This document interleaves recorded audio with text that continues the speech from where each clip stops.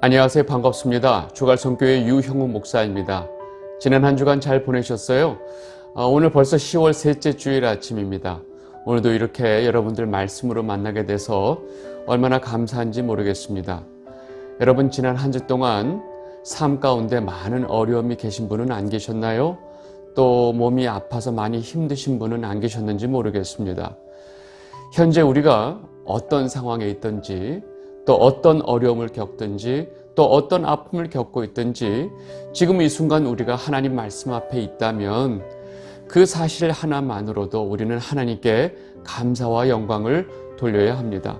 왜냐하면 우리가 지금 이 순간 하나님 말씀 앞에 있다고 하는 이 사실이 너무나 큰 하나님의 은혜이기 때문에 그렇습니다. 오늘 말씀을 통해서 여러분들이 지금 어떤 상황에 있든지 우리가 늘 하나님 아버지께 감사와 영광을 돌려야 할 이유를 분명히 깨닫게 되시기를 바랍니다. 오늘 우리에게 주시는 말씀 같이 보도록 하겠습니다. 로마서 11장 33절에서 34절입니다.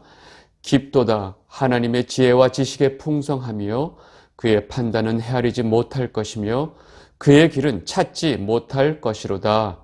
누가 주의 마음을 알았느냐?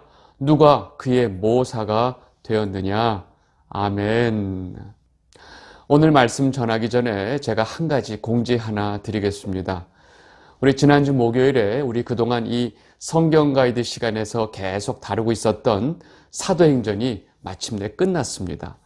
그런데 이 성경 가이드 그 다음 진도를 제가 어떤 책으로 해야 될지 좀 고민하고 있습니다. 그리고 성경 가이드를 좀 어떤 방향으로 좀 변화가 필요한지도 좀 고민을 하고 있습니다. 그렇게 고민하고 방향이 잡힐 때까지 몇 주 동안 성경 가이드는 좀 휴강을 해야 할 것 같습니다. 혹시라도 여러분들 좋은 의견이 있으면 댓글로 남겨주시면 감사하겠습니다. 우리 지난 몇 주 동안 로마서 9장서부터 11장까지의 내용을 보고 있습니다. 이 9장서부터 11장까지의 내용은 바울이 그 앞에 이 8장까지의 그 이신칭의를 설명하면서 이 바울 자신의 마음에 자기의 동족인 유대인들에게 정말로 하고 싶었던 말을 하고 있는 일종의 삽입구다라고 제가 여러 번 설명을 드렸습니다. 우리가 지난주까지 이 11장 10절까지 내용을 봤는데 오늘은 그 이후에 이 11장 끝까지 내용을 좀 보려고 합니다. 지난주까지 봤던 이 11장 10절까지의 내용은 사실 우리가 이 흐름상 내용을 이해하는데 별다른 문제가 없었습니다. 그런데 오늘 이 11절서부터 시작되는 내용은 앞의 내용과는 좀 달리 좀 난해하기도 하고 좀 당황스럽기도 한 느낌이 들기도 합니다. 더구나 이 11장 25절, 26절의 내용은 이 전체 흐름의 내용을 이해하지 못하고 이 부분을 잘못 오해하게 되면 굉장히 큰 문제가 생깁니다.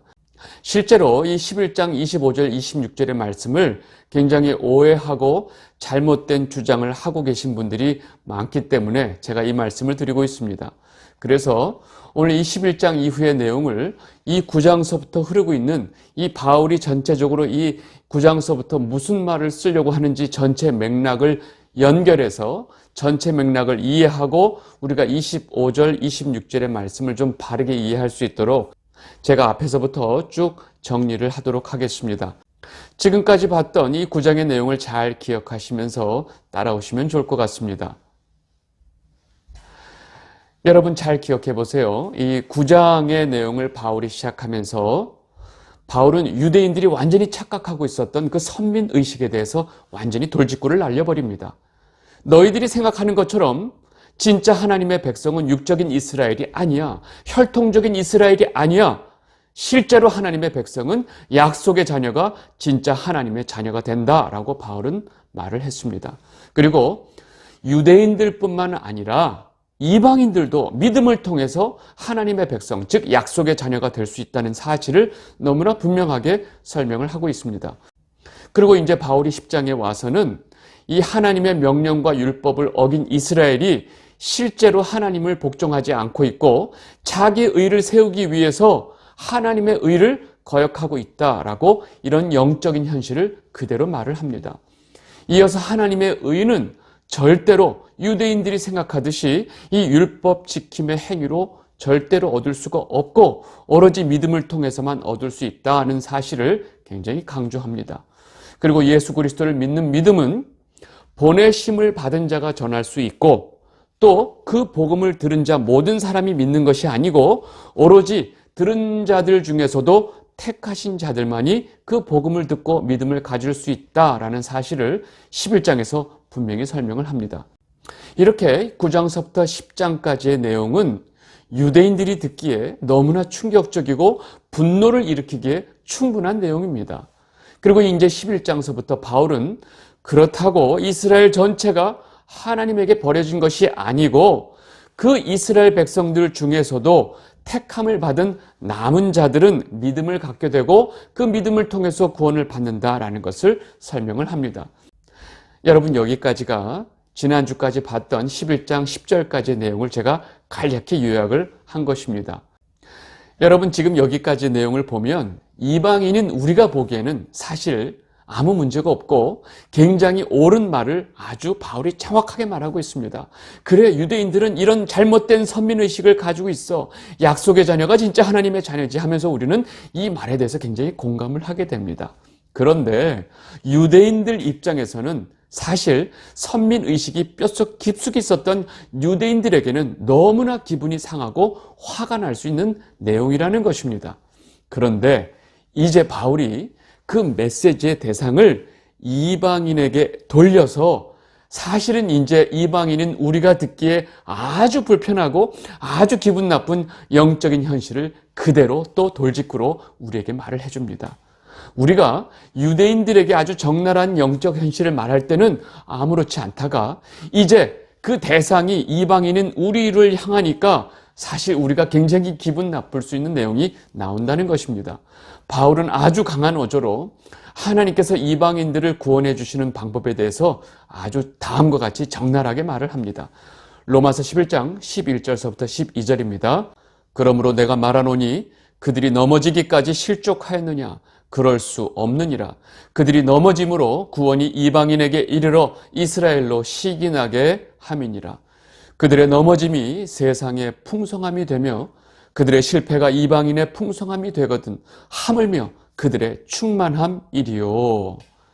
여러분, 지금 바울은 이스라엘의 불순종과 이스라엘의 넘어짐이 이방인에게 복음이 넘어가게 되는 너무나 중요한 하나의 계기와 방법이 되었다고 말을 하고 있습니다.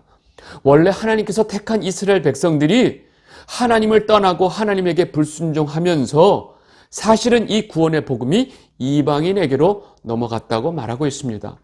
그리고 그렇게 유대인들이 무시하던 이방인들에게 이 구원의 복음이 넘어가고 그 이방인들이 복음을 듣고 믿게 되고 구원을 받게 되면 이것을 보고 있던 유대인들이 시기 질투가 난다는 것입니다. 그래서 바울은 이스라엘의 넘어짐과 실패가 오히려 이방인들에게는 풍성함이 되었다라고 지금 설명을 하고 있습니다. 그리고 이제 바울은 이방인들에게 직접적으로 이제 그 방향을 바꿔서 말을 하고 있습니다. 로마서 11장 13절에서 14절입니다. 내가 이방인인 너에게 말하노라. 내가 이방인의 사도인 만큼 내 직분을 영광스럽게 여기노니 이는 혹 내 권력을 아무쪼록 시기하게 하여 그들 중에서 얼마를 구원하게 하려 함이라. 여러분, 지금 바울이 자신이 이방인의 그 사도의 직분을 너무나 영광스럽게 여기는데 그 이유가 뭐냐면 이렇게 이방인들이 구원을 받게 되는 것을 보고 내 동족인 유대인들이 시기 질투를 느껴서 그들이 하나님 앞에 담은 몇 명이라도 돌아오게 하는 것이 내 목적이다라고 지금 말을 하고 있어요. 여러분, 지금 바울이 하는 말을 들으면 솔직히 이방인 입장에서는 뭔가 내가 지금 이용당하고 있나 이런 느낌이 솔직히 듭니다. 마치 유대인들을 아주 시기 질투나게 해서 정신 차리고 그 시기 질투의 마음을 갖고 다시 하나님께 돌아오고 예수님을 믿고 구원을 받을 수 있도록 이방인을 이용했다는 느낌까지 듭니다. 마치 자기에게 마음이 떠난 그 자기의 그 사랑하는 남자의 마음을 돌리기 위해서 자기가 다른 남자한테 굉장히 관심 있는 것처럼 친밀한 모습을 그 남자에게 보여줘서 그 원래 자기 남자로 하여금 시기 질투를 느끼게 하고 그 남자가 다시 자기에게 돌아오게 하려고 하는 마치 지금 이 상황처럼 보인다는 것입니다. 여러분, 그 여자가 이 다른 남자를 이용해서 자기가 사랑하는 남자의 마음을 돌리려고 하는 것처럼 마치 하나님께서 이방인을 이용한 것 같은 느낌이 들어서 사실 이 부분이 우리가 듣기에는 굉장히 불편하게 들리는 것입니다. 그런데 이 바울이 설명하고 있는 내용은 좀 더 심해집니다. 로마서 11장 16절입니다. 제사하는 처음 익은 곡식가루가 거룩한 즉 떡덩이도 그러하고 뿌리가 거룩한 즉 가지도 그러하니라. 여러분, 지금 바울이 무슨 말을 하고 있냐면 추수한 처음 곡식을 하나님께 바치게 되고 제사하게 되고 그 곡식이 거룩해지면 그 나머지 곡식으로 만든 떡도 거룩해진다라는 이 대표성의 원리를 가지고 지금 유대인들이 거룩하다는 것을 설명하고 있습니다. 무슨 말이냐면 처음 곡식이었던 아브라함도 거룩했고 이삭과 야곱이 거룩했기 때문에 그의 후손들인 지금 유대인들이 사실은 거룩하다라고 말을 하고 있습니다. 여러분, 지금 바울이 갑자기 왜 유대인들에게 이렇게 듣기 좋은 말을 할까요?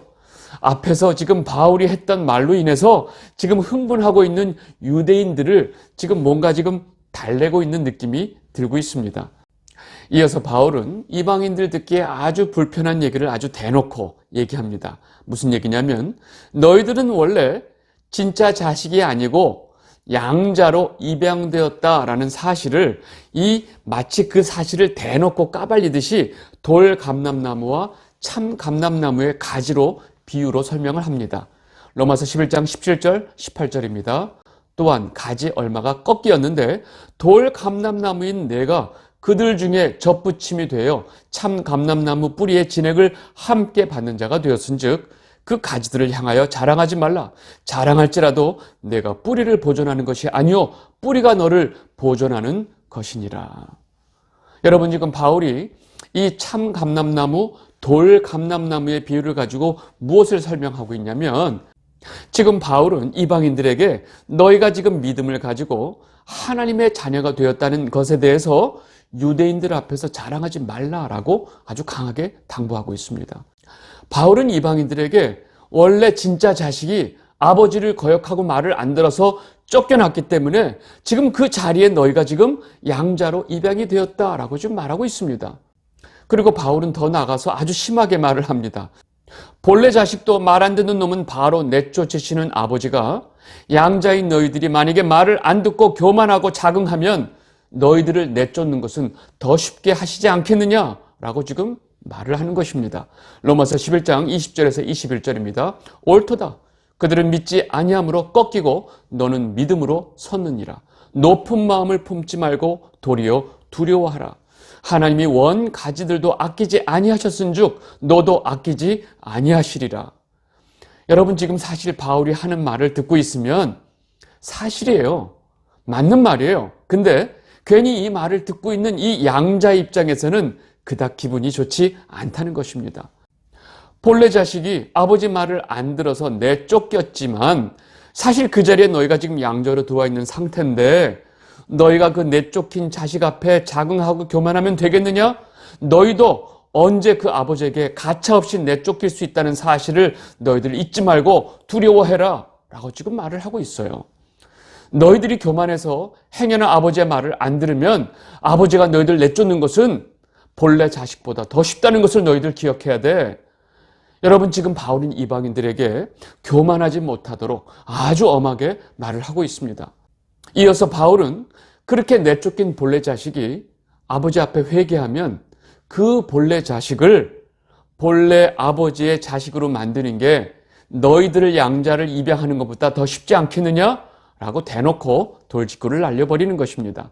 로마서 11장 23절 24절 그들도 믿지 아니하는데 머무르지 아니하면, 이 말은 믿으면 이런 얘기죠.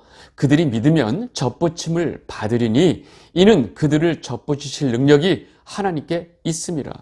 내가 원 돌감나무에서 찍힘을 받고 본성을 거스려 좋은 감람나무에 접붙임을 받았으니 원 가진 이 사람들이야 얼마나 더 자기 감람나무에 접붙이심을 받으랴. 여러분, 지금 이 말 이해되시죠? 원래 돌 감람나무 가지였던 너희를 지금 이 참 감람나무에 접붙이신 분이 하나님이신데 원래 이 참 감람나무의 가지를 다시 접붙이시는 것이 더 쉽지 않겠느냐라고 지금 말을 하는 것입니다. 여러분, 여기까지 바울이 이방인들에게 하는 말을 사실 듣고 있으면 솔직히 진짜 양자 서러워서 못 살겠네라는 느낌이 들기도 합니다. 아주 대놓고 지금 이방인들의 어떤 현실을 대놓고 현실을 얘기를 하고 있는 거죠. 그런데 바울이 왜 이렇게 돌직구인 건 아지만 이렇게 심하게 이방인들에게 말을 하고 있을까? 너무 좀 서운한 느낌이 들지만 우리는 이걸 좀 상황 파악을 좀 해야 됩니다.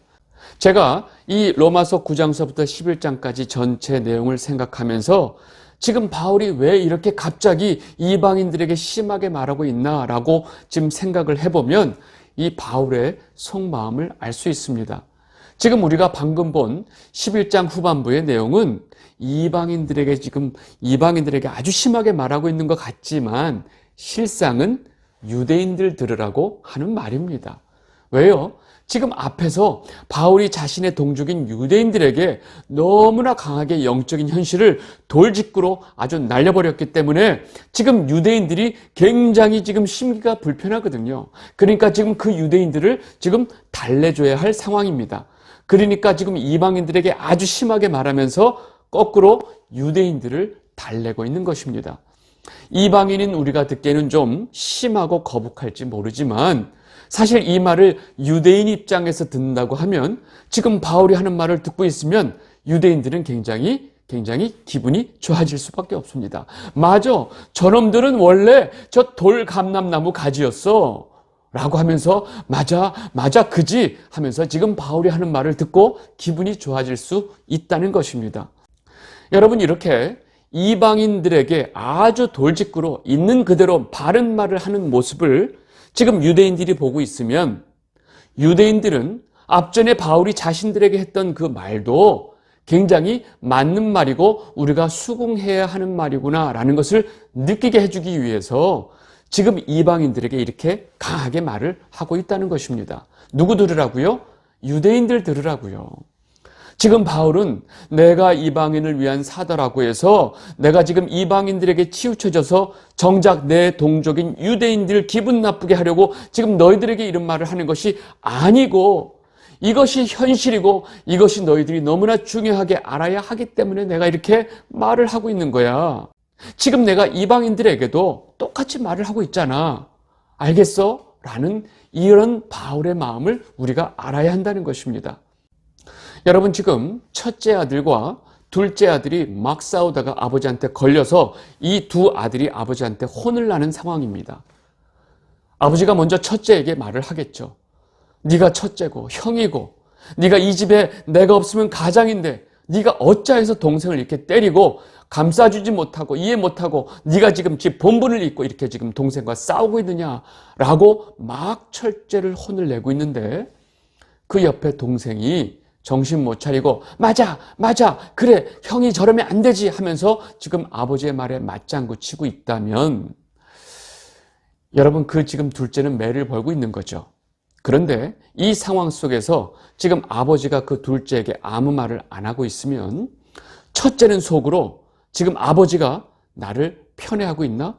동생을 더 좋아하면서 지금 나에게 지금 나를 혼내고 있나? 하고 이런 마음이 잔뜩 든다는 것입니다.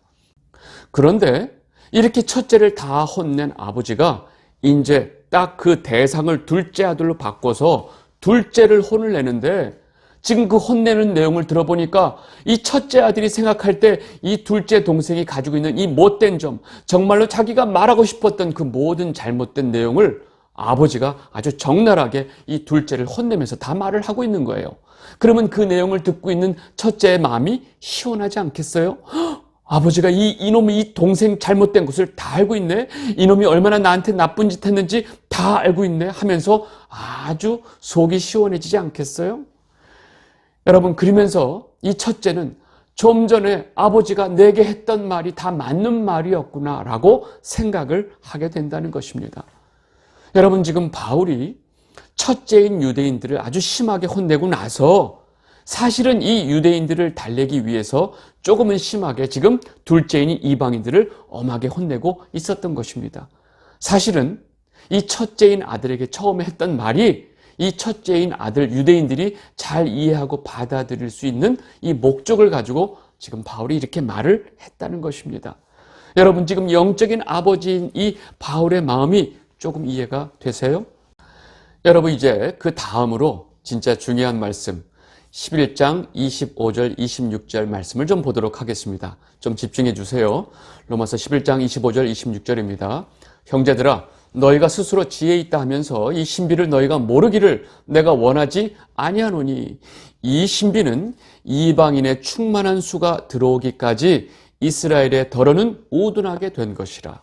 그리하여 온 이스라엘이 구원을 받으리라. 아멘. 여러분, 제가 26절 뒤에 이 구약 인용 부분을 제가 빼고 여기까지만 읽었습니다. 여러분, 지금 바울은 유대인들에게 조금은 위로와 달래기 하는 분위기 속에서 이들에게 앞으로 하나님께서 분명히 너희들을 구원해 주실 것이다. 그리고 하나님이 너희들을 다 구원해 주시는 그 때가 바로 이방인의 수가 다 차기까지이다 라고 지금 말을 하고 있습니다. 바울은 다음과 같이 말을 하는 거예요. 하나님께서 이방인들을 구원해 주시기 위해서 더러는 유대인들을 우둔하게 만드신 사실을 내가 잘 알고 있다. 그런데 때가 되면, 즉 이방인의 수가 다 차면, 하나님의 택한 모든 이방인들을 다 구원하시고 나면 온 이스라엘이 구원을 받을 것이다 라고 지금 말을 한 것입니다. 여기서 온 이스라엘이란 표현을 사람들이 너무나 완전히 오해하고 있다는 것입니다. 여러분, 여기서 온 이스라엘이라는 표현을 이스라엘 민족 전체로 오해를 하면 안 된다는 것입니다. 지금 바울이 말하고 있는 이 온 이스라엘은 이스라엘 민족 전체를 구원해 주신다라는 말씀이 아니고 하나님께서 택하신 자들, 즉 남은 자들 모두를 구원해 주신다라는 의미라는 것입니다. 무슨 근거로 그렇게 말을 합니까? 라고 제게 혹시 질문하시는 분이 계셔서, 여러분, 성경 말씀은 전체 맥락을 통해서 이해해야 된다라고 제가 여러 번 말씀을 드렸는데, 지금 9장서부터 바울이 무슨 말을 하고 있느냐? 육적, 즉 혈통적 이스라엘이 아니고 약속의 자녀만 하나님의 자녀다라고 지금 말을 하고 있고, 그 많은 이스라엘 백성들이 다 자기 의를 쌓다가 하나님의 의를 복종하지 않았지만 하나님의 택한 백성들, 즉 남은 자들은 하나님께서 구원해 주신다라고 지금 9장서부터 10장까지 지금 이 말을 하고 있는 거예요. 그리고 지금 바울은 이 말씀을 증명하기 위해서 엘리야 사건까지 말하고 있어요. 하나님께서 엘리야에게 내가 바알에게 무릎 꿇지 아니한 7,000명을 다 남겨두고 보호하고 계신다라고 지금 말씀을 하셨던 거 여러분 기억나시죠? 그러니까 지금 바알에게 무릎 꿇지 아니한 내가 택한 내 백성들 7,000명은 내가 다 보호하고 있다라는 이 표현, 이 7,000명을 지금 바울이 온 이스라엘이라고 표현을 한 것입니다.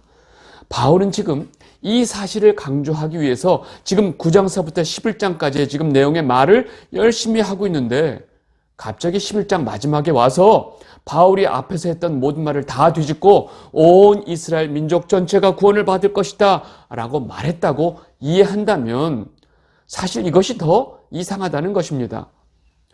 여러분, 이 구절 하나만을 딱 들고, 즉 11장 25절 26절 이 말씀 하나 들고 마지막 종말에 이스라엘 민족이 다 회복이 될 것이다.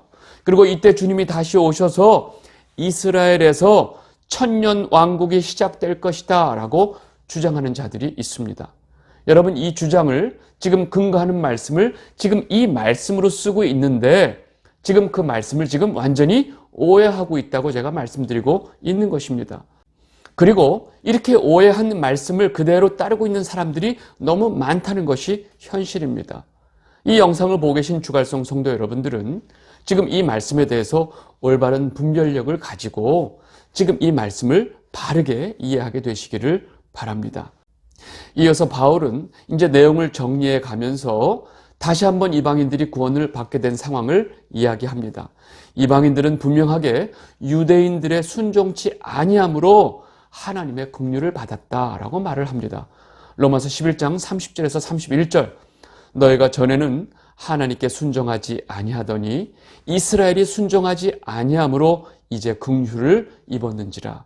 이와 같이 이 사람들이 순종하지 아니하니 이는 너희에게 베푸시는 긍휼로 이제 그들도 긍휼을 얻게 하려 하심이라. 아멘. 여러분, 이제 바울은 굉장히 차분해진 어조로 앞에서 그렇게 강조하던 내용을 아주 차분하게 정리합니다. 너희들이 하나님에게 긍휼을 얻었던 것은 유대인들의 순종하지 아니함 때문이다. 그런데 반대로 하나님께서는 너희들을 이용해서 또 유대인들에게 긍휼을 베풀어 주실 것이다 라고 지금 말을 하는 것입니다. 결국 하나님께서는 이방인들의 구원을 위해서 유대인들을 사용하신 것이고 또 유대인들의 구원을 위해서 이방인들을 사용하셨던 것입니다. 여러분, 첫째 아들을 교육시키면서 둘째를 교육시키고 있고 그리고 둘째를 혼내면서 사실상 첫째를 교육시키시는 이 하나님 아버지의 마음을 이해하면 지금 이 내용이 여러분들 이해가 될 것입니다. 여러분, 어느 자식이 더 중요하고 덜 중요하다는 것이 아니라는 것입니다. 하나님은 두 자식 다 구원을 하기를 원하는 것이 진정 하나님의 마음이라는 것을 지금 바울이 이렇게 설명을 하는 것입니다. 로마서 11장 32절입니다. 하나님이 모든 사람을 순종하지 아니하는 가운데 가두어 두심은 모든 사람에게 긍휼을 베풀려 하심이로다. 아멘. 여러분, 결국 하나님께서 원하시는 것은 하나님께서 택하시고 예정한 유대인들 모두, 이방인들 모두를 구원하시는 것이 하나님의 목적이라는 것입니다. 그래서 이방인들의 수가 차기까지 유대인들을 우둔하게 하셨고 그 이방인의 수가 다 차고 나면 하나님께서 택하신 유대인들 모두가 구원을 받게 된다고 지금 바울이 말하고 있는 것입니다. 여러분, 이러한 하나님의 이 구원의 방법의 부분에 있어서 하나님께서 유대인들을 이용하시든 이방인들을 이용하시든 결국 하나님께서는 이 근본적인 목적을 향해서 이 모든 구원의 역사를 이루고 계신다는 것을 지금 바울이 이렇게 설명하고 있습니다.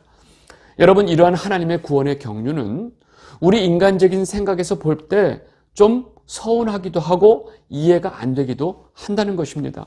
바울이 이 모든 하나님의 구원의 방법을 지금 설명하면서도 바울의 입장에서도 바울 자신도 이 창조주 하나님의 그 크신 계획과 그 마음을 나도 다 알 수가 없고 우리는 절대로 그 하나님의 마음을 알 수가 없다라고 지금 말을 하는 것입니다. 그러니까 바울도 솔직하게 사실 내가 이 모든 구원의 경륜을 설명하고 있지만 나도 이 하나님의 이 구원의 경륜의 방법을 이해하기가 어렵구나라고 자신의 입장을 말하는 것입니다. 로마서 11장 33절 34절입니다. 깊도다 하나님의 지혜와 지식에 풍성하며 그의 판단은 헤아리지 못할 것이며 그의 길은 찾지 못할 것이로다. 누가 주의 마음을 알았느냐? 누가 그의 모사가 되었느냐? 여러분, 우리 인간은 하나님의 그 풍성한 지혜와 지식을 감당할 수 없는 존재라는 것을 인정하라는 것입니다. 우리가 어떻게 하나님의 그 깊은 지혜와 지식을 다 깨달을 수 있느냐라고 지금 말을 하는 것입니다. 그리고 이제 바울은 마지막으로 11장을 마무리하면서 그 크신 구원의 은혜를 어떤 사람이 뭔가를 들여서 갚을 수 없다라는 것을 다시 한번 얘기합니다. 로마서 11장 35절에서 36절입니다. 누가 주께 먼저 드려서 갚으심을 받겠느냐? 이는 만물이 주에게서 나오고 주로 말미암고 주에게로 돌아감이라. 그에게 영광이 세세 있을지어다. 아멘. 여러분, 우리가 어떤 물건을 하나님께 드려서 그 은혜를 갚을 수 있느냐? 그것은 불가능하다. 어떤 누구도 그런 것을 할 수가 없다라고 말을 하고 그 이유에 대해서 뭐라고 설명하냐면 이 세상에 있는 모든 만물이 주에게서 나오고 주로 말미암고 또 주께로 돌아가는데 우리가 도대체 주님께 무엇을 드릴 수 있냐라고 지금 말을 하고 있는 것입니다. 여러분, 그렇다면 우리가 할 수 있는 일은 무엇일까요? 그것은 바로 온 만물의 주인이신 주님께 그리고 우리에게 이 구원의 은혜를 엄청난 갚을 수 없는 은혜를 베풀어 주신 그 주님의 영광을 찬양하는 것밖에 없다는 것입니다. 그래서 바울은 이 모든 하나님의 구원의 경륜을 설명하고 나서 하나님께 영광을 돌리면서 이 모든 이야기를 마무리하고 있는 것입니다. 그에게 영광이 세세히 있을지어다. 아멘. 이 영상을 보고 계신 주갈성 성도 여러분, 제가 감히 여기에 뭐라고 무슨 말을 보탤 수 있겠습니까? 그 크신 하나님의 구원의 경륜에 대해서 우리가 무슨 반문을 할 수 있고 또 무슨 말을 더 보탤 수 있을까요? 여러분들 모두가 이번 한 주 우리에게 베풀어 주신 그 크신 하나님의 은혜의 영광을 찬송하는 성도가 되시기를 바랍니다. 우리가 어떤 상황 속에서도 이 하나님에 대한 그 찬송이 멈추지 않게 되시기를 진심으로 바랍니다. 오늘 말씀은 여기까지 하도록 하겠습니다. 감사합니다.